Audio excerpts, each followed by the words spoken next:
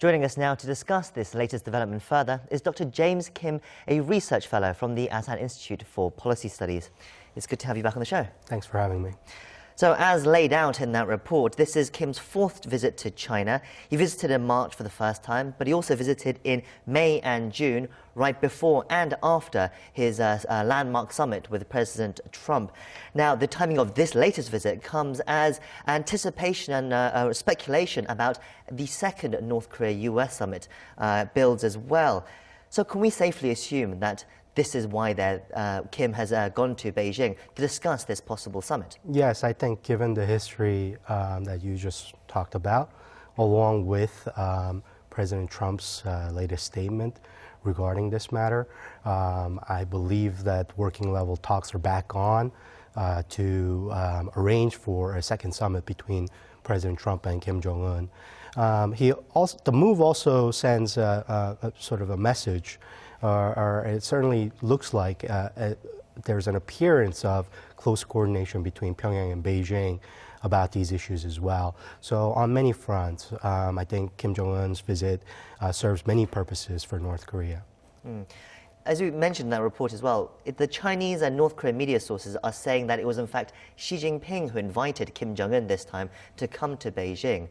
Does that tell us anything about this particular meeting as well? Well, China has, for a very long time, wanted to reinsert itself into this process.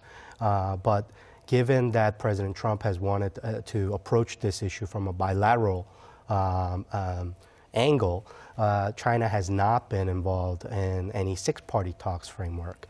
So to some extent, I think President Xi Jinping wants to know how the negotiations are going, and he also wants to have some input into some of the concerns that China may have that Kim Jong-un could take into consideration as he goes into a second summit with Donald Trump.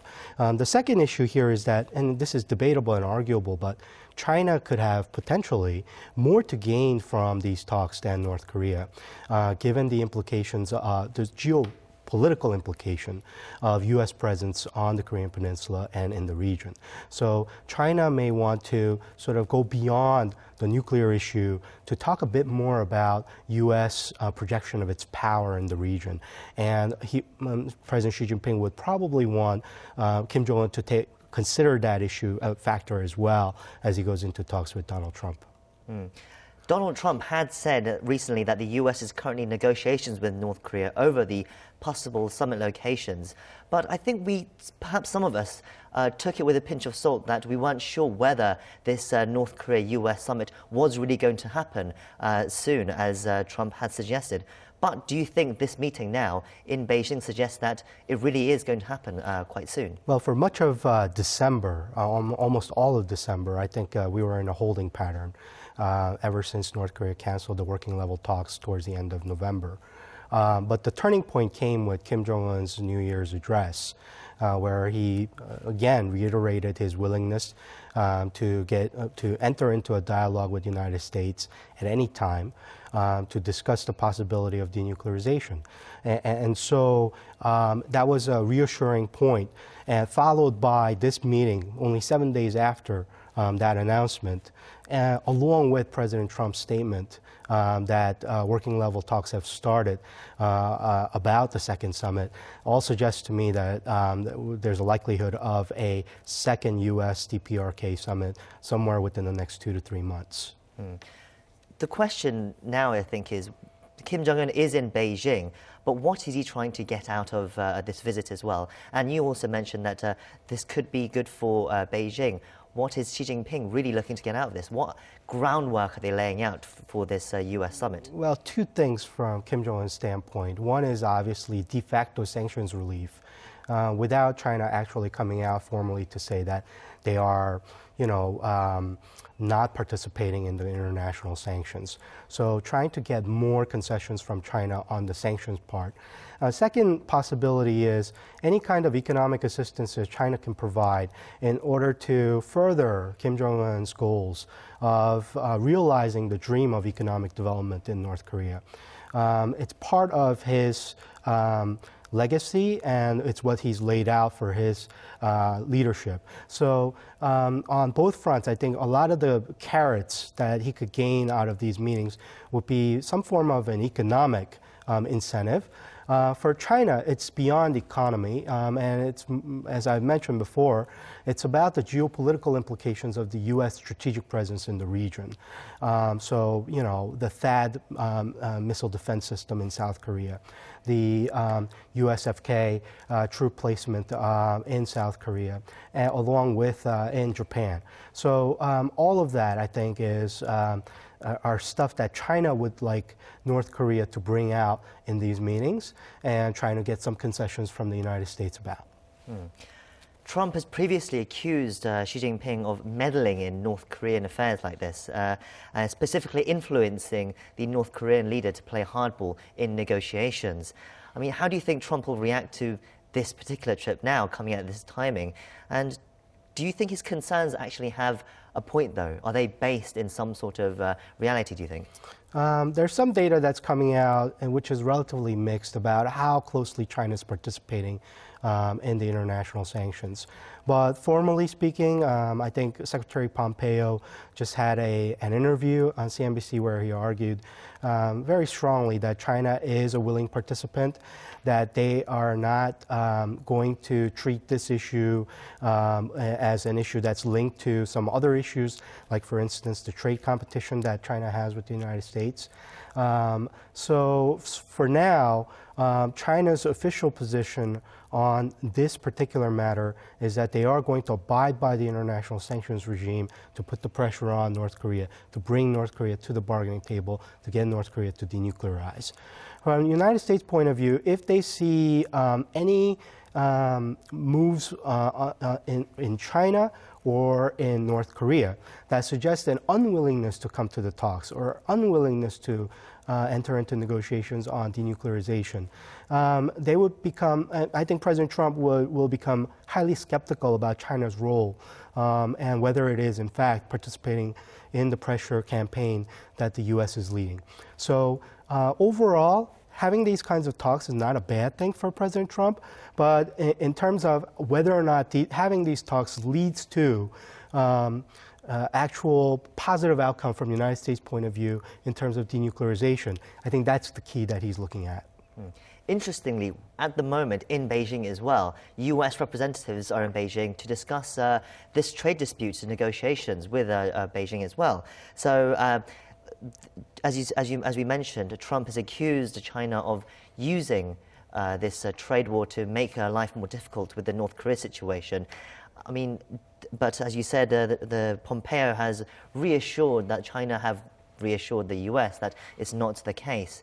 Are you convinced? I mean, do you think there will be any overlap between the two issues over the next couple of days while these two parties are in Beijing? Well, you know, the thing that we need to look out for here is willingness on the part of the United States and China to work through this problem on trade. As long as the two countries are willing to work through this through diplomatic channels, then I think there's a possibility here that Beijing is not going to link these two issues. But if the possibility for a diplomatic solution to come out of any talks between Beijing and Washington to resolve this issue on a trade war between the United States and China, there's no need to really play along with the United States from Beijing's point of view. So Beijing has less incentive in that case to cooperate with the United States on other matters, including North Korea. So there are other issues like South China Sea, for instance, or Japan. So on many fronts, I think China can make life very difficult for the United States if Beijing does not see a diplomatic solution out of the current crisis that they are in with the United States when it comes to trade. So we also talked about how North Korea, there are reports that say North Korea is looking to try and get some economic, perhaps, assistance out of China during this trip as well, some sort of guarantees. But do you think that's something that has to come later after the US North Korea summit, or is that something that they're continuing to do? Because North Korea as we know, is still under international sanctions. China can't really do that kind of deal with North Korea yet, can they? Formally, they can't. But any kind of backdoor deals that could be undermining sanctions in some other ways, it's clearly possible. So from the formal announcements and these talks, we're not going to see anything that suggests a different approach by China. But as these meetings go on for many days, and this one obviously is one of the longer meetings that Kim Jong-un has had with Xi Jinping, I believe the longest, there's a lot to talk about here. And what are they talking about? Are they talking about not only what North Korea will do vis-a-vis the United States in these negotiations, but what China might be able to do, behind closed doors, or even for that matter after the negotiations have been completed and there's some sort of an agreement. What are some things that China might be able to offer on the table formally for North Korea? So there's a whole spectrum of things that the two leaders can talk about. But you're right, for now, in the short term, I don't think China can come out forcefully to say that they're not going to be participating in the sanctions regime. There's another interesting factor in all this with this trip as well, because North Korean and Chinese media are reporting that he'll be in China until the 10th. Sorry, but interestingly, during this visit, we understand it's going to be his birthday, January 8th, and that's we understand that's today, in fact, January 8th. We're not 100% sure because we don't really know when Kim Jong-un's birthday officially is, but this is the date that has been around for the last few years, especially after the US basketball star Dennis Rodman sang happy birthday to him on this date. So there are people watching and saying that even Xi Jinping might have some sort of birthday celebrations during this time. I mean, what do you make of this timing? Well, two things. I would focus on the length, as I've said before. This is a very long visit, so the two leaders clearly have a lot to talk about. The second issue is the issue that you raised on timing. Well, and I'm not sure how much how much weight I would put into the fact that if today is in fact Kim Jong-un's birthday, that he's visiting China on his birthday, because there's no, at least from the reports that we're getting from North Korea, there's no official holiday that's set for Kim Jong-un's birthday. So, and there's no celebration, national celebration around his birthday. There could be many reasons for that, but regardless, it's clearly not an important date for North Korea. So I don't think that's what's critical here. But what's critical is this comes right after the New Year address, and immediately before, if we are going to have a U.S. DPRK summit, immediately before U.S. DPRK summit, a possible visit by Kim Jong-un to South Korea. So from all these, from taking a look at how important this particular juncture is, and he's taking the time at this particular juncture to go to China to discuss these issues with Xi Jinping, suggests an appearance of close degree of coordination between Pyongyang and Beijing on a lot of these issues, regardless of whether Beijing is in the room negotiating on these issues in six-party talk or four-party talk context. So I guess he's signaling that this issue is bigger than his birthday right now. That's all we have time for today, but thank you for coming in and sharing us your insights as always. Thanks for having me.